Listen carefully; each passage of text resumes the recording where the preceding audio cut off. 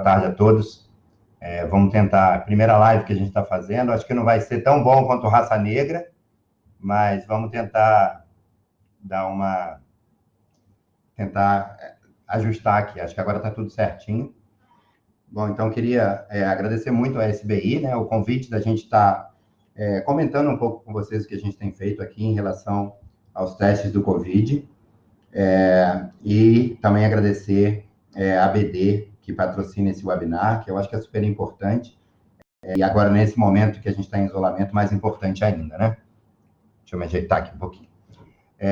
Então, eu vou falar um pouco para vocês de testes, né? A gente está escutando falar muita coisa sobre testes, tipo de teste rápido, PCR, né?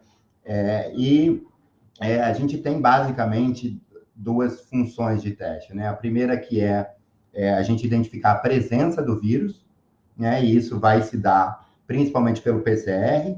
Tem um teste parecido com um teste rápido de anticorpo que detecta o antígeno. Então, ele estaria, a princípio, detectando a presença do vírus, ainda que o antígeno em si, a gente não sabe muito bem como isso funciona, poderia ficar persistente mesmo se você não tem o vírus, né? Mas o padrão ouro que a OMS preconiza vai ser realmente o PCR, porque a gente identifica o material genético do vírus, né? E principalmente para esse momento que nós estamos vivendo agora no Brasil, a gente precisa identificar isso por PCR, porque a gente precisa identificar os indivíduos que estão realmente contaminados, né? E aí tem muitas dúvidas em relação mas o teste é preciso, ele não é. Isso depende muito do tipo de amostra que a gente vai fazer. Então, por exemplo, nossa experiência aqui, que já tem mais ou menos 40 dias, um pouquinho mais, na verdade, mostra que o suave, por exemplo, que é o natural da gente colher, né, que é um cotonete grandão, que a gente vai enfiar no nariz das pessoas e na garganta, e vai detectar, ele é uma amostra razoavelmente pobre. Então, você tem que ter uma taxa viral, uma carga viral razoavelmente alta para a gente identificar via suave. Quando se faz o lavado ou aspirado nasofaríngeo, que você injeta salina e coleta novamente, é uma amostra muito mais rica. Óbvio que isso vai variar um pouco de metodologia para metodologia, mas a princípio o PCR consegue detectar o teste que estabelecido, que é o que nós estamos usando na Unicamp, consegue detectar 5 cópias do vírus, e isso seria absolutamente sensível. Agora, como o processo é dividido em 3 partes, a coleta, a extração da amostra, né, o preparo da amostra para a gente fazer o teste e o teste em si, obviamente você tem gargalos que vão diminuir a sensibilidade nesse processo. Então, vai ser comum você ter o que a gente não gosta muito disso, né? Cientista não gosta de falso, né? Mas falso negativos. Porque, na verdade, eles são não detectáveis. Inclusive, o laudo sai dessa forma, né? Se a gente detectou ou não detectou nesse paciente a presença do vírus. E aí tem muitas perguntas de teste rápido, principalmente sobre testes rápidos que vão começar a ser feitos em farmácia. O teste rápido, a maioria deles, né, vai medir o anticorpo, a presença do anticorpo. E aí você tem 2 formas de fazer. Ou por ELISA, que você monta a reação e você consegue ver até o título do anticorpo, então não só se o anticorpo está presente ou ausente, mas você consegue enxergar o título desse anticorpo. E aquele teste que é o mais conhecido, né, que é muito parecido com o teste de gravidez. Então, que você identifica, ele tem 3 faixinhas, uma do controle positivo, uma da presença do IgM, que vai ser a resposta primária, e uma da presença do IgG. Qual a diferença dos testes e por que a gente vai usar um ou outro? Na verdade, o teste rápido, a gente quer detectar anticorpo, né? E aí ele seria um teste importante, né? Falando teoricamente, para um momento onde você, por exemplo, quer ver se os indivíduos têm uma resposta protetora e, por exemplo, começar a aquecer o mercado, abrir por esses indivíduos, né? O problema é que os dados que a gente tem visto da China e Coreia, que tem dados mais antigos, né, que sofreram com isso há mais tempo, a gente tem visto que parece que pelo menos 30% dos indivíduos recuperados não têm níveis de anticorpos detectáveis, ou mesmo os que são detectáveis têm níveis muito baixos de anticorpos. Então, a gente nem sabe, primeiro, se o anticorpo é realmente o que vai proteger a gente do vírus, né? E aí vou dar um exemplo que todo mundo vai entender, né? O HIV, o paciente tem anticorpo, mas ele não está protegido, então o fato dele ter anticorpo anti-HIV não deixa ele protegido. E a gente não sabe, e parece que cada vez mais estão saindo artigos ainda em pré-print, mostrando que a resposta adaptativa é muito ruim contra esse vírus, na maioria dos pacientes. Então, o nível de anticorpo é baixo, a gente não sabe o quanto tempo ele dura, porque a gente não tem tempo suficiente para avaliar isso também, né? É uma coisa que vem 4 meses, 5 meses, se a gente contar 11 de novembro na China. Então, o que a gente precisa no Brasil, nesse momento, é muito mais o teste de PCR, porque esse é um teste que dá para a gente tanto a informação clínica, então, para a gente manejar, então, vou dar um exemplo, na Unicamp, logo no começo, a gente estava tendo problema, porque as vagas de enfermaria são para 2 pacientes, né? E todo paciente com suspeita de Covid, a gente tinha que deixar na mesma, não podia deixar na mesma baia da enfermaria, em camas do lado, porque se você não sabe se ele é positivo ou negativo, se um deles não é Covid, você junta e transforma os 2 em Covid, né? Então, para manejo de leito, é super importante a gente ter teste, porque senão a gente não vai saber se a gente pode juntar ou não esses pacientes. E aí o número de leitos que todos nós vimos que já é um problema, vai ser um problema ainda maior, porque a gente vai ter que usar menos leitos sem saber de tudo isso. E também para o próprio isolamento social, né? Uma parte mais antropológica, né? Todo mundo se isola 15 dias com alguma facilidade, tira foto, fazendo exercício em casa, conversando com os amigos nos programas de conversa online, mas depois de 15 dias está todo mundo absolutamente, né, de saco cheio de ficar em casa. E você consegue, com o teste, se você está testando mais em massa, você consegue reforçar isso, né? Quando as coisas começam a chegar perto da gente, a gente começa a acreditar um pouco melhor e ver que realmente o negócio é bastante sério e que não é uma coisa que não apareceu no Brasil, a nossa curva está pequena, não está, né? Saiu um estudo do Rio de Janeiro mostrando que provavelmente a gente tem 10 vezes mais casos do que a gente realmente tem, porque a taxa de mortalidade é 1,3% e no Brasil está estava, né, quando eles fizeram o estudo, em torno de 9%. Isso quer dizer que os infectados não estão sendo testados. Então, o que a gente tentou estabelecer aqui, né, foi exatamente o PCR, e isso está, no caso do hospital, até desde o final de março, isso está absolutamente equacionado, o hospital e as clínicas da Unicamp, que atendem tanto os servidores quanto os alunos, isso está absolutamente equacionado, a gente está fazendo isso desde o dia, é um dia ruim para a gente falar isso, mas desde o dia 1º de abril. E agora, a gente criou, então, desde o início, né, a gente criou uma força-tarefa, na verdade, para poder fazer isso acontecer, porque, por mais que a gente tenha criticado em muitos momentos, e no mundo inteiro, né, as instituições governamentais, como o Adolfo Lutz e o CDC, ninguém constrói nada para a pandemia, né? A pandemia é uma coisa que sai do controle. Então, obviamente, né, a universidade, por exemplo, isso aconteceu no mundo inteiro, vai ter que ajudar, né? Porque tem essa expertise. E foi um pouco como a gente começou a nossa história de força-tarefa aqui. O professor José Luiz Modena, que é virologista do nosso departamento, ele conseguiu o cultivo do vírus no laboratório dele e falou, olha, eu tenho vírus, se a gente quiser pensar em fazer alguma coisa e tal. E aí a gente pensou, olha, a gente vai ter problema com o diagnóstico, porque ninguém está preparado para isso, né? E aí a gente foi conversar com o pessoal da patologia clínica e eu fui levantar alguns dados e fiquei absolutamente apavorado que Espanha, Estados Unidos, vários países tiveram problema com mão de obra para fazer PCR. E aí, pensando um pouco na minha função, né, faria se não fosse minha função, como chefe de departamento, genética, biologia, microbiologia e imunologia, eu falei, bom, a gente tem a mão de obra correta e vou atrás de voluntário. E a gente conseguiu, no final, levantar só para PCR 400 voluntários que já tinham experiência, que conseguiriam ajudar nesse sentido. E isso foi se tornando uma coisa um pouco maior. Então, hoje a gente dividiu a força-tarefa em diversas frentes. Então, eu sou coordenador da frente de diagnóstico da força-tarefa, né? E a minha função é exatamente essa, que foi estabelecer o diagnóstico, conseguir a certificação do Adolfo Lutz e amplificar esse diagnóstico para a região, pelo menos para a região de Campinas. A gente está em conversação com a rede que o Butantan está liderando, para ver se a gente consegue desafogar um pouco São Paulo capital também e dar uma ajuda nesse sentido.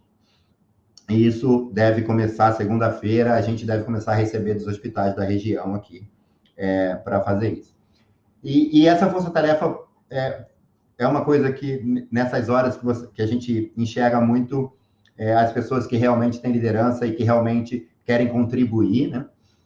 Então, a gente tem gente do jornalismo, do blogs da Unicamp, que está fazendo várias coisas de fake news, de mostrar que tomar detergente não vai dar certo, explica por quê. Então, acho que isso é uma parte importante.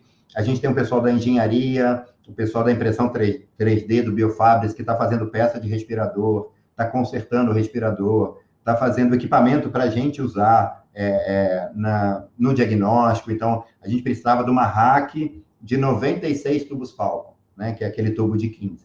Eles fizeram para a gente. Então, acaba que cada um na universidade, ou essas pessoas que apareceram na universidade, colocaram suas expertises em pró do teste e também de uma parte científica. Então, há um tempo agora, a gente fez uma dinâmica de fluidos, por exemplo, a gente não, né?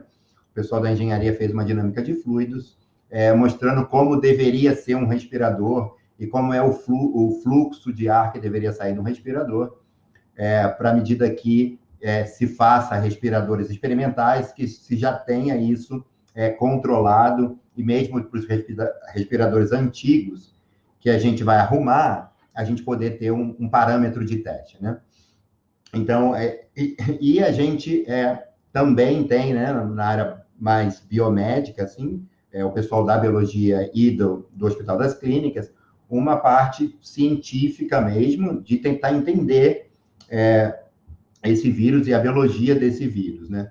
Então, a gente está fazendo diversas coisas, desde testar fármacos, antivirais, a gente está fazendo estudos clínicos, então, algumas drogas em trial clínico já, a gente tem 2 trials, pelo menos 2, andando bastante bem, e esses 2 são em pacientes graves, então, são trials que tentam incluir pacientes já intubados, porque parece que é o maior problema que a gente tem agora, né, do paciente quando chega nessa condição de pneumonia e baixa saturação de O2 no sangue, é o paciente que tem um grande risco de evoluir muito mal. Então, a gente tem pelo menos 2 trials clínicos nesse sentido. E a gente, na biologia aqui, então, a gente está tentando, uma vez que a gente tem o laboratório NB3 e tem o vírus, então, a gente está tentando começar a entender como que esse vírus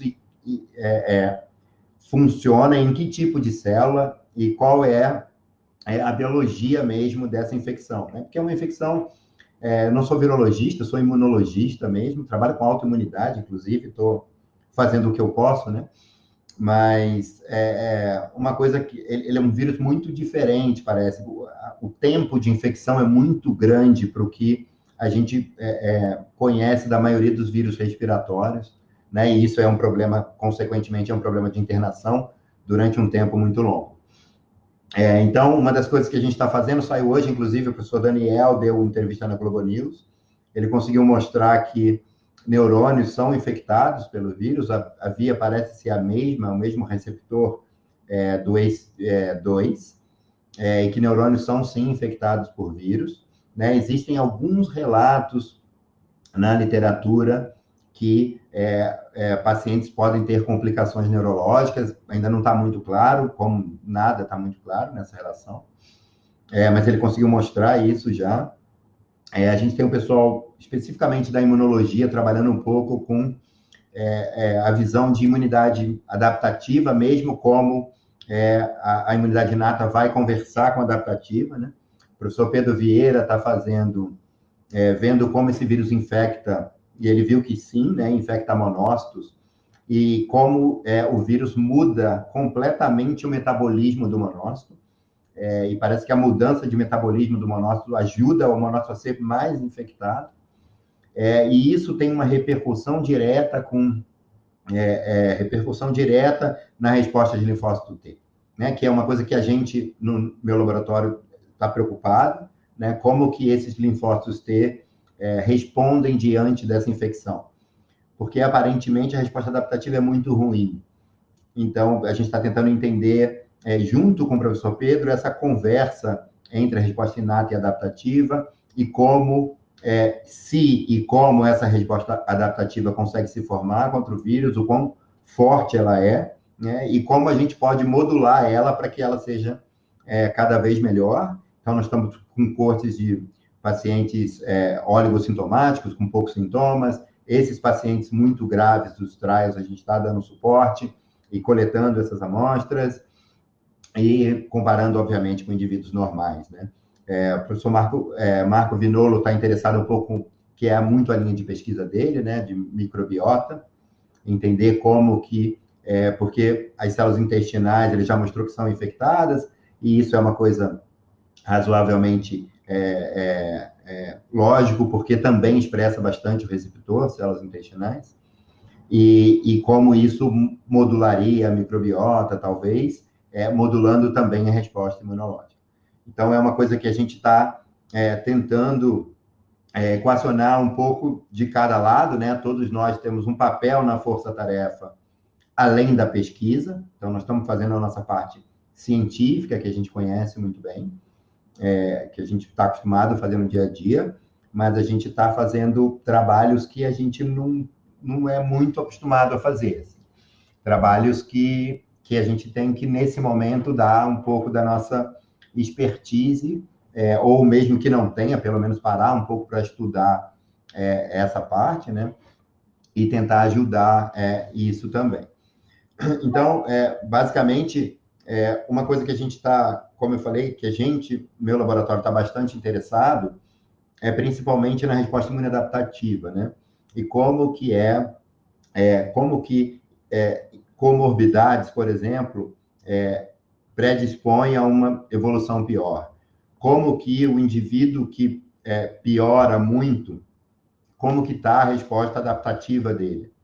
Como que ele enxerga esse vírus, né? Como essa resposta enxerga, se é que ela enxerga esse vírus. E uma das coisas que a gente tem feito, não tem muitos dados para mostrar, na verdade, né? Eu até imprimi um slidezinho para dar um exemplo. Uma das coisas que a gente tem feito é tentar olhar o landscape total, né? Como que está o sangue desses indivíduos, né? As células circulantes desses indivíduos, quando ele imediatamente no momento que ele passa de um indivíduo que tem sintoma para um indivíduo que vai ser entubado, né? Como que tem alguma coisa ali que mostra que aquele indivíduo está evoluindo mal imunologicamente, ou seja, a resposta imune não está indo para onde a gente esperaria que tivesse indo. E, nesse sentido, a gente deu uma sorte e uma coragem de todo mundo, né? Porque a gente acabou de receber via FAPESP um citómetro, né? Um FACS Symphony, e que faz 31 parâmetros ao mesmo tempo. E a gente fez diversas conversas com a BD para a BD conseguir instalar esse citômetro. Então, tem mais ou menos 10 dias que a gente conseguiu instalar. E isso proporciona para a gente fazer um painel absolutamente completo do que a gente está tentando olhar, né? E o que a gente está tentando olhar, tem um artigo mostrando que linfócitos T podem ser infectados, isso é uma das coisas. O artigo só fez em linhagem, não fez em célula primária, a gente está trabalhando nesse sentido. E que esses linfócitos T, eles estão exaustos. Então, de cara já, eles têm marcadores de exaustão.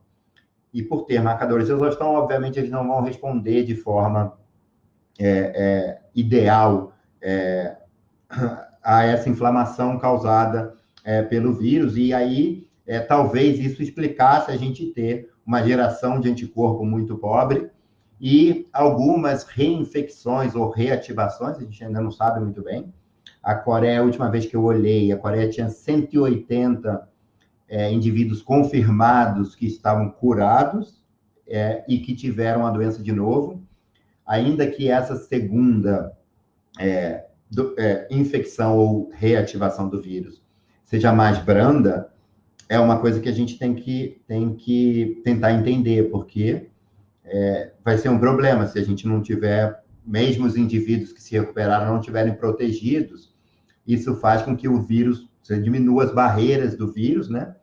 E de novo, você depende de indivíduos para você, por exemplo, abrir e voltar ao trabalho, voltar à produção, você depende de indivíduos protegidos, porque senão o número de indivíduos que cada indivíduo infectado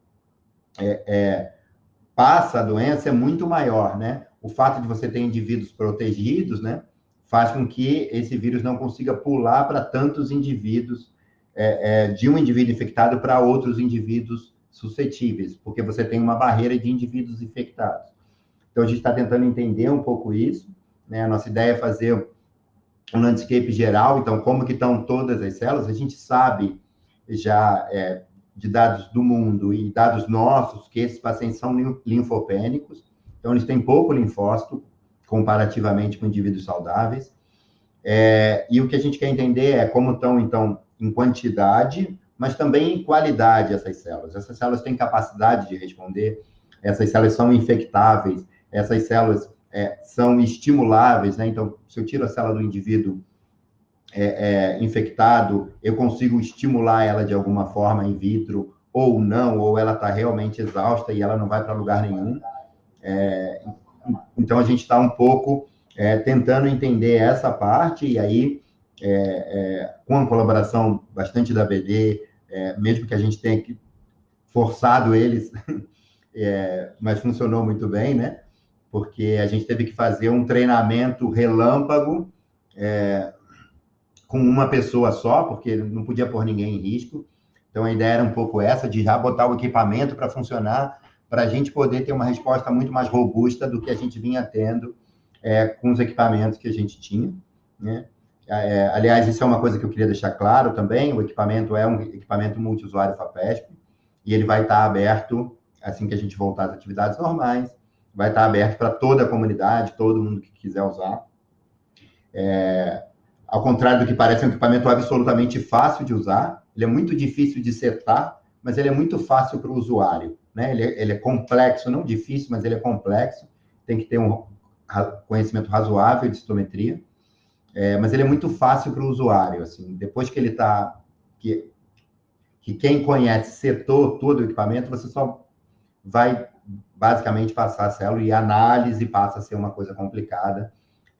Então, a gente, dentro desse multiusuário também, a gente vai oferecer cursos de análise, de setagem do equipamento, assim que a gente puder, né, se aglomerar novamente. E eu espero que isso seja cedo, ainda que as perspectivas não são tão boas assim, né?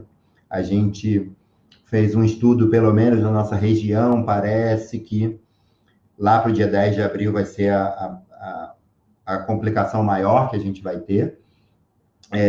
Então, a gente está um pouco correndo contra o tempo, né? Vira e mexe eu me pego pensando, a gente podia ter começado isso antes, mas no final das contas a gente começou razoavelmente cedo aqui na Unicamp, né? A gente já está há 40 dias nessa luta diária de tentar fazer tudo isso acontecer cada vez mais para cada vez mais pessoas, né? Porque isso é absolutamente claro, não existe nenhum questionamento sobre isso. Se a gente olhar os países que começaram mais cedo e que mais testaram, eles resolveram ou estão resolvendo muito melhor toda essa complicação, né? Porque a complicação não é só a infecção em si, você tem o manejo de leito e tudo isso, né? Então, a gente viu que é diretamente proporcional. Testou mais, vai se dar melhor. Não tem questionamento sobre isso, né? A gente vê, talvez o melhor exemplo do mundo seja a Alemanha, e aí fica muito claro por que a Alemanha é o melhor exemplo do mundo. O teste que a gente usa de PCR foi desenvolvido pelo Instituto Charité de Berlim em janeiro, em 17 de janeiro, se eu não estou enganado, e eles não tinham nenhum caso, né? A Alemanha não tinha nenhum caso. E eles já tinham desenvolvido o teste necessário para que você pudesse realmente fazer a detecção do vírus, e eles estavam fazendo, até semana passada, 500 mil testes dia. Então, a gente é provável, eu não olhei os números, mas provável que a gente não tenha feito 500 mil testes ao total hoje ainda. Então, eles estão fazendo 500 mil testes dia. Então, o fato de você começar muito cedo, né, tanto o isolamento quanto a testagem, isso faz com que você consiga manejar muito melhor. Então, se a gente está testando muito, vou dar um exemplo, por exemplo, a gente não esperava muito que Manaus fosse chegar onde chegou. Mas se a gente está testando, chegar onde chegou tão rápido, né? Mas se a gente está testando muito, a gente vai saber que a gente tem um grupo de indivíduos assintomáticos ou oligossintomáticos, com poucos sintomas, que são sim positivos, e a gente consegue projetar que nas 2 próximas semanas, uma porcentagem daqueles indivíduos vão ocupar leitos de UTI.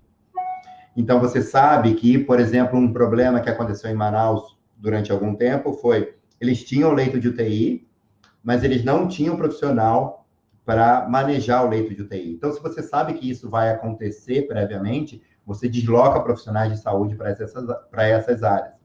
Então, basicamente, o teste, a quantidade, a qualidade e a quantidade de testes é o fundamento básico de tudo que a gente pode fazer em relação a essa pandemia. Porque tanto o manejo de leito, quanto o manejo de profissionais, quanto o isolamento, quanto a abertura, né, gradual, vamos abrir esse bairro que parece que está melhor, que dá para a gente fazer, então dá para a gente manejar tudo isso com teste. Agora, a gente precisa testar e testar em quantidade, porque hoje nós estamos testando pessoas com sintomas, e não só sintomas, sintomas que fechariam o diagnóstico, né? Essa infecção ela é muito diferente do que a gente viu até hoje. Então, os indivíduos têm sintomas diferentes, têm tempos diferentes. Então, às vezes, o indivíduo fica com sintoma 10 dias e está tudo bem, de um dia para o outro ele fica muito mal e vai ser entubado, e é uma situação bastante complexa, né? Uma coisa que tem se colocado bastante, principalmente para indivíduos jovens, é a saturação de O2 no sangue, porque indivíduos jovens têm uma reserva razoavelmente boa, uma reserva pulmonar muito boa. Então, o fato de cair o O2 no sangue, muitas vezes não vai te dar falta de ar. E aí, o que acontece é que esse indivíduo, quando ele tem falta de ar, ele já está com uma saturação muito baixa. Então, ele chega no hospital para ser entubado numa situação que muitas vezes já não é mais possível manejar isso, essa doença, mesmo intubando e mesmo levando para a UTI. Então, isso é uma coisa que parece que é bastante importante, né? A gente está aprendendo dia a dia, né? Dia a dia a gente vai tendo dados dessa doença e a gente vai aprendendo dia a dia como isso vai acontecendo. Acho que era basicamente, tinha programado para falar com vocês meia hora, né? Basicamente isso. Eu estou com a Natália é minha aluna de doutorado aqui, e ela está anotando as perguntas de vocês, porque, como eu falei, eu sou novo em live aqui, então a Natália anotou aqui, e a gente vai, então, vou tentar responder à medida do possível as perguntas. A Natália mandou eu esperar, mas aí eu vou ver uma aqui, ó. Então, uma das perguntas aqui que está logo em cima é por que a resposta imunológica é tão variável? Então, a gente, para ser bem sincero, a gente não sabe. Então, a resposta correta é a gente não sabe, né? Mas tem alguns fatores que parecem que são importantes, né? Uma delas é a sua capacidade mesmo de responder. Então, como a gente sabe, o sistema imunológico cai, a sua capacidade, principalmente adaptativa, durante a vida. Então, em indivíduos mais velhos, a gente esperava que isso fosse ser mais complicado do que indivíduos jovens, né? Da mesma forma que comorbidades, por exemplo, como obesidade, e mesmo hipertensão, mexem com o sistema imunológico, né? Basicamente, dá para falar que quase tudo mexe com o sistema imunológico, o estresse, e tudo isso mexe com a qualidade da resposta imunológica. Então, eu costumo ter falado bastante que o indivíduo que já tem a comorbidade, a gente entende muito bem. Ele tem diabetes, então ele vai responder mal. E isso vai fazer com que o vírus consiga, né, ganhar dele. Né? Eu costumo falar nas aulas de graduação que, na verdade, a gente tem duas setas. Né? O quanto o patógeno cresce, consegue se proliferar, e o quanto o sistema imunológico consegue responder. Então, a setinha do patógeno vai ficando maior. Vou pegar aqui o computador para ler a pergunta de vocês. Vai ficando maior do que a capacidade do sistema imunológico.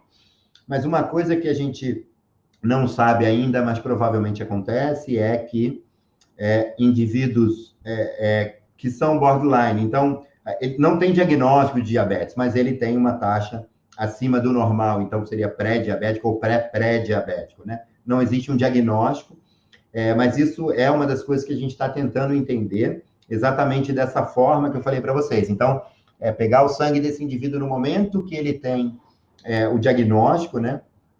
E tentar entender como que está isso e como que evolui a resposta imunológica desses indivíduos. A gente está tentando fazer um modelo experimental, mas todo mundo quer a mesma coisa no mundo, então nós estamos na fila para comprar os animais, porque esse vírus não tem capacidade de infectar o animal, né? Camundongo. Então, a gente já testou, ele não infecta muito bem o camundongo. Então, a gente tem que comprar um animal que tenha o receptor, né, o ACE2, de humano e não de camundongo. E aí o vírus consegue infectar, mas a gente tem uma previsão para o meio de junho conseguir esses animais para poder, e aí a gente consegue entender um pouco melhor, porque a gente consegue ver daí evolução, desse... Ah, meu Deus. Pronto, funcionou. Consegue ver a evolução dessa infecção. Né? Então, mas a resposta correta é basicamente a gente não sabe, a gente não faz a menor ideia de como esse vírus, por que tanta gente tem respostas muito diferentes. Né? Como eu falei, o estudo da China com 300 e alguma coisa pacientes mostra que 30% não tem anticorpo detectável. Por que 30% não tem detectável e outros têm detectável? E esse anticorpo detectável funciona, serve como imunidade protetora? A gente não sabe. É muito cedo, cientificamente falando, para a gente ter tantas certezas assim sobre a doença. Então, deixa eu ver uma outra pergunta de vocês aqui. Qual a melhor técnica para verificar o paciente? Tá. A ideia de verificar o paciente recuperado, então a pergunta é qual a melhor técnica para identificar, né, no plasma se o paciente está recuperado. A melhor técnica que a gente conhece é a detecção de anticorpo, né? E aí, basicamente, a técnica, o ideal seria ELISA, porque a gente consegue... existem outras técnicas, né? Mas o padrão que a gente usa e que é mais comum você usar, porque é uma técnica que não exige tanto equipamento assim também para rodar, é a detecção do nível de anticorpos.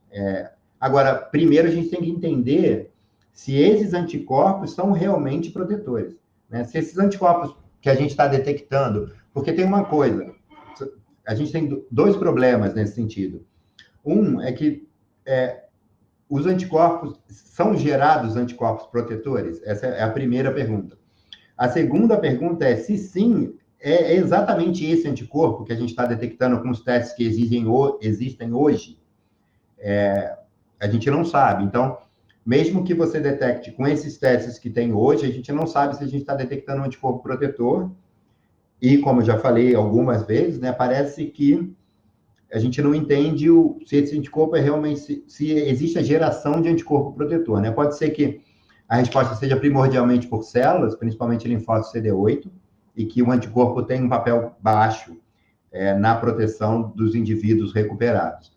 Mas até agora a gente não sabe muito bem se realmente esse recuperado e por quanto tempo ele está protegido.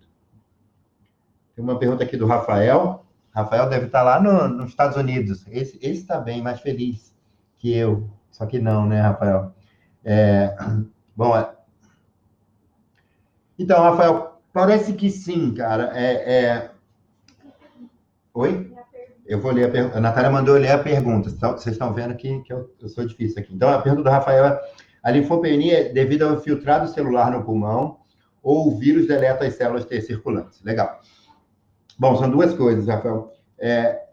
Parece que a gente está testando ainda, mas parece que provavelmente isso está publicado, né? Esse storm de citocinas que você tem de TNF, principalmente TNF-L6, muita quantidade faz com que realmente as células T fiquem exaustas e a resposta não seja muito legal. A gente tem um experimento, eu não consigo te garantir, a gente tem um experimento feito daquela forma, na correria de vamos ver e tal, porque vocês devem imaginar que a gente está com uma fila no NB3 gigantesca para testar um monte de coisas, e que parece que sim, que o vírus infecta diretamente linfócito. A gente tem dados em sílico que mostram mais ou menos a mesma coisa. E aí, uma das coisas que a gente fez, mas não ficou muito claro, parece que se você pré-ativar o linfócito, ele não infecta, mas se você deixar o linfócito meio em steady state, né, meio quieto ou em senescência, ele sim tem a capacidade de senescência ou exaustão, ele sim tem a capacidade de ser infectado. Então, acho que não é fuga, não, do pulmão, né, fugindo do sangue para ocupar essa inflamação grande no pulmão. A gente, obviamente, não tem amostra para comprovar isso, né? A gente tem alguma coisa de lavado pulmonar, mas parece que não é fuga, que é realmente um mecanismo, e aí, se for, é um mecanismo de escape muito bom do vírus, né? Que é desligar a resposta adaptativa por causar uma resposta imunológica muito, muito forte. Então, parece que é isso que está acontecendo, mas, assim, não tenho certeza absoluta agora para te dizer, mas parece que sim, que ele infecta a CD4 e que mesmo infectando, por exemplo, o monócito, a repercussão no CD4 é muito importante. Então, acho que o que dá para falar agora é isso. Nós temos Então, tem um log aqui grande, eu não vou saber quem é, mas existe alguma relação de doença autoimune de tireoide de Hashimoto com o SARS-CoV? Eu não sei, na verdade, para te falar, não li nada nesse sentido. O problema é o seguinte: indivíduos com autoimunidade estão sempre imunossuprimidos ou imunomodulados, né? E isso parece ser um problema, né? É um grupo de risco, obviamente, porque em algum momento, inclusive, essa doença passa a ser apenas imunomediada, a gente não acha mais vírus, né? Mais ou menos para cima de 15 dias, parece que a inflamação é o mais problemático mesmo. Então, se existe uma relação direta entre as doenças, acho que não está comprovado, mas indivíduos que têm doenças autoimunes têm que tomar cuidado, porque são, sim, grupos de risco, né? Assim como indivíduos que fazem uso de quimioterápicos e diversos outros remédios. Então, acho que isso é importante frisar, porque é um grupo de risco maior do que a população normal. A Jane aqui: como estão os testes no estado, do país, além de São Paulo? Tá, a pergunta da Jane, então, é como é que estão os testes em São Paulo?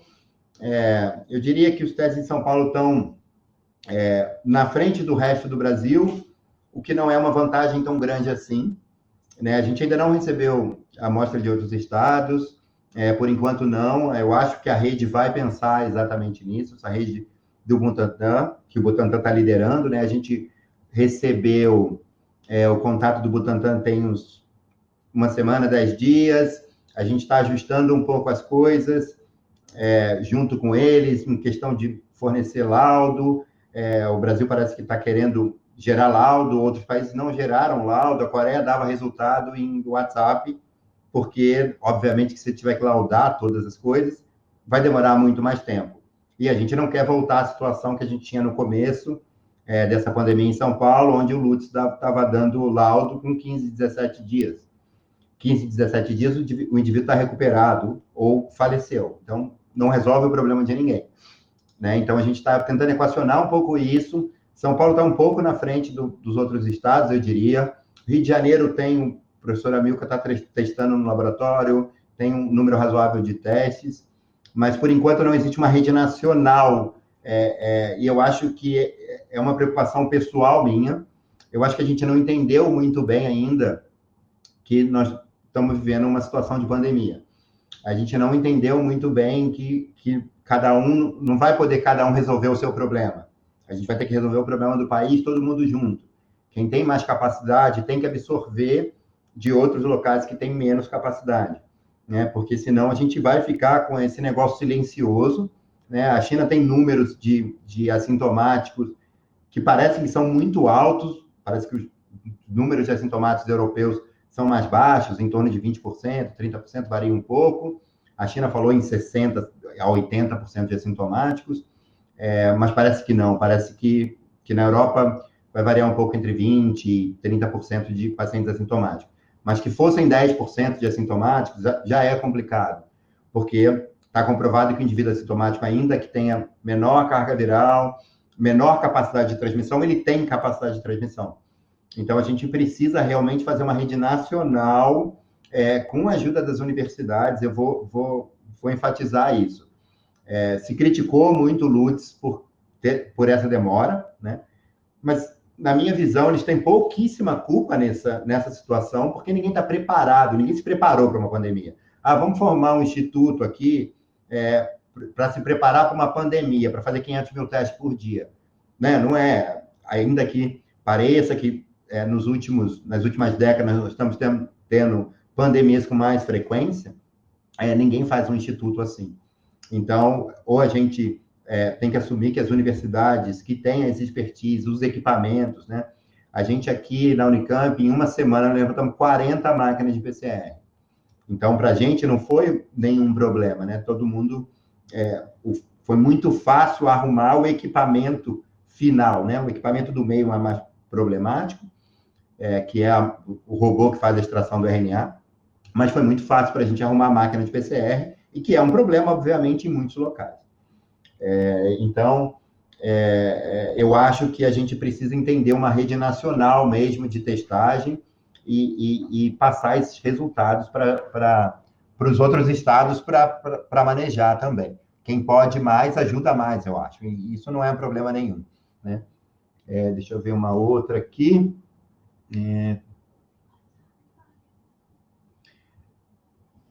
Então, tem uma pergunta se tem algum estudo usando medicamentos imunoestimulantes, que eu saiba não, mas eu não sei de todos os estudos. Infelizmente, eu gostaria de estar lendo mais do que eu estou, mas eu estou tentando ler mais sobre testes, que é mais a minha praia nessa força-tarefa. Minha parte científica é um pouco menor do que minha parte... operacional mesmo, como coordenador da frente diagnóstico. Então, eu diria que hoje eu estou despendendo 70% do meu tempo, que são 20 horas por dia, para o diagnóstico e 30% da parte científica. Então, eu não li nenhum estudo com imunoestimulante nesse sentido, até porque a gente não entende muito bem. Tem uma parte que parece que é imunomediada. Então, se você der imunoestimulante, não sei se você vai resolver o problema ou piorar o problema. Então, a gente precisa muito entender como que é a biologia do vírus e a resposta imunológica ao vírus. Tem estudos com anticorpos monoclonais bloqueando o IL-6. E parece que o resultado, pelo que a gente tem de notícias de bastidores, parece que o resultado é razoavelmente bom. Então, tem estudos com imunomoduladores, não imunoestimulantes, mas imunomoduladores. Tá, então tinha uma outra pergunta do teste de curado, né? Então, tem uma pergunta aqui, que é qual a diferença em reinfecção e reativação. A gente vê isso com vários patógenos, não são só vírus. Muitas vezes os patógenos arrumam nichos, e geralmente nichos imunoprivilegiados, como sistema nervoso central, medula óssea, e eles ficam de forma latente nesses nichos. E à medida que você teria uma baixa imunidade, alguma coisa, eles se tornariam patógenos oportunistas e eles voltam a reemergir. Isso seria uma reativação, né? E a reinfecção é você eliminou completamente o vírus, você está completamente curado.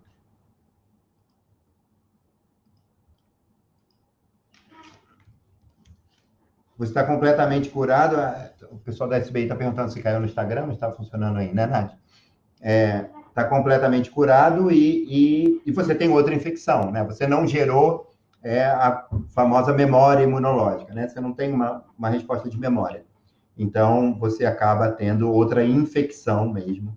Como a gente vê com influenza, né? Ainda que a gripe normal, ainda que o vírus seja razoavelmente diferente a cada estações, você pode ter várias gripes todo ano, né? Todo ano você pode ter várias infecções por influenza e ano a ano você pode ter novamente, né? Então, deixa eu ver aqui, a Nath me mandou algumas perguntas pelo Instagram. A opinião sobre a liberação da Anvisa dos testes rápidos em farmácia. Uma coisa que a gente tem que olhar é que alguns estudos mostraram que esses testes vão falhar em até 75% das vezes. Então, o que a gente precisa entender tudo bem, se a gente quer liberar esse tipo de teste, né, essa pergunta da Ana Augusta aqui, se a gente quer usar esse tipo de teste, a gente precisa entender que isso vai acontecer. E aí existe esse perigo, né? Como eu falei no começo, ficar 15 dias em isolamento é super fácil. Ficar muito tempo em isolamento é bastante difícil. Então, o que a gente tem que pensar é que qual é a vantagem de a gente disponibilizar um teste que vai errar muitas vezes, né? Se ele errar, a pessoa testa e fala, eu tenho anticorpo, e vai para a rua. E eu já falei que a gente não sabe nem se o anticorpo é protetor. Então, a gente precisa manejar isso, talvez, com muita informação e bastante entendimento de o quão preciso é esse teste, né? Então, eu acho óbvio que num momento, como eu falei, algumas coisas a gente tem que relaxar em momentos de pandemia. Não tem muito como a gente pensar que a gente está num momento normal, a gente vai fazer uma análise clínica bonita, perfeita, e a gente nunca vai errar, que a gente vai precisar testar tudo como a gente estaria em momentos de calmaria. Não é, né? A gente vai abrir mão de algumas regras, mas a gente precisa ver qual o impacto que isso pode ter no isolamento social, por exemplo, né? Então, bom, é um teste parecido com o teste de gravidez. Então, mesmo se a gente pegar o teste de gravidez que já tem décadas acontecendo, muitas vezes dá falso positivo, falso negativo. Você ainda tem que ir, né, em clínicas e fazer o exame de sangue, por exemplo, para confirmar. Então, pode ter uma ajuda, não sei nesse momento. Eu acho que esse momento não é um momento de usar esse tipo de teste ainda. Esse momento é o momento da gente usar o PCR em massa, em quanto mais pessoas a gente conseguir. Então, eu tenho algumas ressalvas, né, quanto a isso. Tá, então, tem uma pergunta que é como a citometria poderia ajudar no diagnóstico. Eu não sei se ela poderia ajudar no diagnóstico de diversas formas. O problema é que a gente teria que construir um novo teste diagnóstico baseado em citometria, e com certeza dá para fazer, né? Principalmente esses testes que vão medir anticorpos. Então, talvez a gente consiga gerar um teste muito importante para depois, né? Para a gente analisar se existe proteção e por quanto tempo essa proteção está acontecendo. Mas uma coisa que eu tenho também enfatizado é que a OMS tem uma cartilha de como você vai fazer, e vai fazer o PCR. Não é o momento da gente inventar um teste novo, porque o PCR cumpre o propósito dele.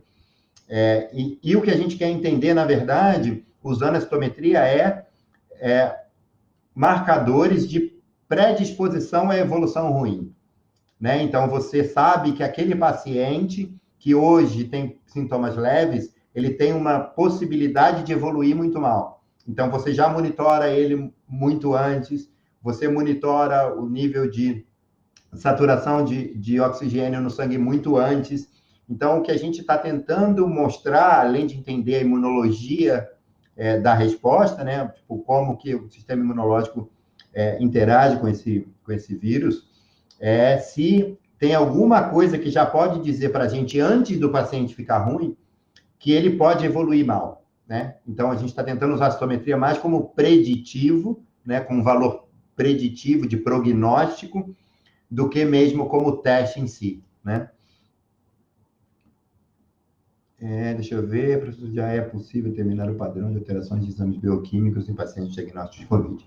Da mesma forma, exames bioquímicos, né? Tem uma pergunta da Flávia Sheila, que é sobre testes bioquímicos, e a ideia é um pouco essa. Tem muitas pessoas tentando desenvolver testes bioquímicos, mas, não, de novo, é ótimo que se desenvolva, porque a gente não sabe quanto tempo a gente vai ter isso, se a gente vai ter ano que vem, se toda hora a gente vai viver com isso. Mas também tem um pessoal, pelo menos aqui na Unicamp, tentando desenvolver marcadores bioquímicos de prognóstico para essas doenças, para essa doença em si, né? Então, a gente está trabalhando um pouco mais com o momento inicial da doença, né? A gente pode, e com certeza, você tentando usar esses marcadores para prognóstico, você acaba saindo com marcadores que podem te ajudar no diagnóstico, né? O professor Daniel Martins, que passou hoje na Globo News falando sobre infecção de neurônios, ele é especialista em proteoma e transcriptoma, e ele está tentando achar marcadores que possam também ajudar no diagnóstico, talvez. Mas a ideia principal é prognóstico e não diagnóstico. Isso, o receptor de angiotensina 2, e parece que é a principal porta para o vírus, a principal porta de entrada para o vírus, mas a gente parece que ele pode entrar por outros receptores também, depende muito da atividade da célula, mas a gente não tem muito dado para falar isso com uma certeza científica suficiente, né?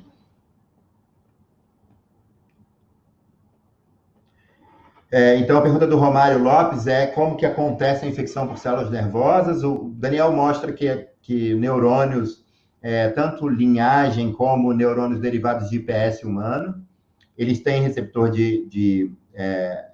o receptor ACE2, e ele consegue, sim, então, ser infectado basicamente por essa via de ACE2. A gente está querendo mostrar se é realmente a via, então falta mostrar um pouco. É bastante óbvio que vai ser, mas se existiria outra via em neurônios.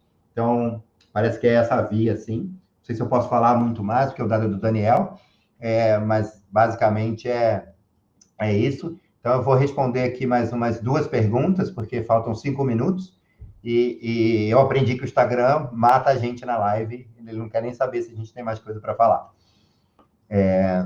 Então, tem uma pergunta aqui do João Pedro. Queria saber se algum estudo mostrando alguma memória ou proteção de indivíduos que já utilizam inibidor de ACE2, e qual a sua opinião? Então, parece que existe alguma relação, parece, de comorbidades. Parece que o maior fator de risco é hipertensão, mais do que obesidade, mais que, falando em comorbidades, né? Parece que o maior fator de risco é a hipertensão. Existem algumas teorias que os pacientes que, na verdade, usam inibidores dessa via têm mais ACE2 expresso do que pessoas que não usam esses inibidores. Mas, por enquanto, João, é uma coisa bem mais teórica do que realmente testável, assim. Não sei se alguém está correndo atrás disso, ou se tem publicações 1000 se entrarem nos pré-prints, tem milhões de publicações sobre um monte de coisa, não dá nem para acompanhar direito. A Unicamp fez, eu posso depois compartilhar na SBI, uma ferramenta que procura só publicações sobre Covid-19. E aí a gente consegue ir lá e botar uma palavra-chave tipo células T, e pegar todas as publicações de Covid-19 com células T. Tá? Então, eu posso compartilhar. Tá, então tem uma pergunta sobre, a última que eu vou responder, tá bom? Até porque foi uma coisa que a Unicamp até participou. com tratamentos com antiparasitários. A gente não sabe muito bem, esse antiparasitário que se anunciou aí, o Anita, ele tem uma relação de interação com as proteínas virais mesmo. Predita, né? Isso por bioinformática, por predição computadorizada. Mas a gente não sabe muito bem, a gente sabe que in vitro, vários deles funcionam, né? Ivermectina, alguém mostrou na Europa, se eu não estou enganado, vários dos antiparasitários funcionam in vitro, mas a gente não sabe como que isso vai acontecer em vivo. Então, assim, esse que a gente testou aqui, a gente sabe um pouco porque a gente testou compostos só que tinham uma força de predição grande. Então, a gente sabia que existia uma interação entre o composto e as moléculas. Então, novamente, eu vou encerrar. Vou agradecer muito a SBI do convite. Acho que, nesse momento, é importante a gente conversar mesmo e passar um pouco da experiência de quem eu costumo dizer que está com a cara no vírus. 40 dias a gente está tentando, da melhor forma, dar nossa contribuição aqui. Eu vou passar para a SBI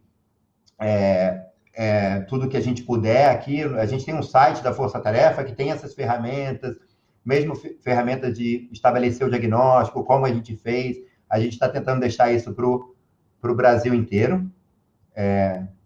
Acho que acabou. Então, então a gente eu vou passar para a SBI. Então, muito obrigado. Fiquem seguros, fiquem em casa.